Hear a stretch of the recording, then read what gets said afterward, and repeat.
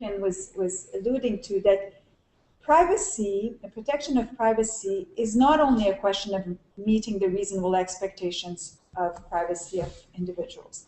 It has a public good aspect to it.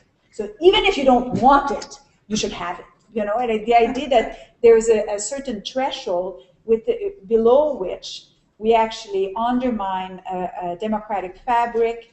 I mean, there's a lot of good writing about the way in which, you know, people, to be innovative, may need to have rooms of their own, you know, the ability to experiment, to innovate, to be different.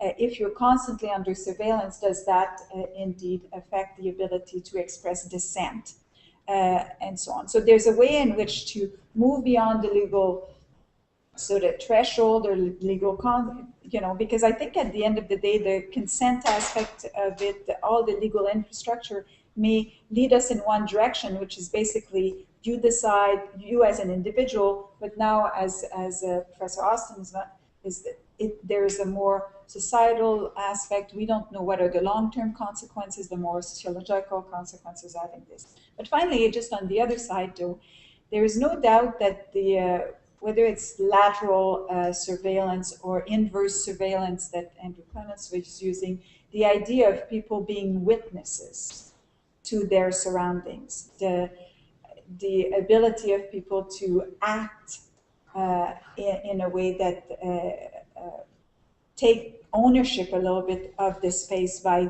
taking pictures.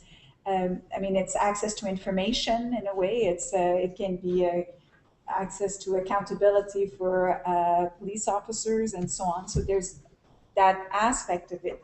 Certainly, I think one of the concerns is that every time that we invest in that act of empowerment of, you know, be a witness and take your, we are concerned about creating a culture of voyeurism or vigilantism.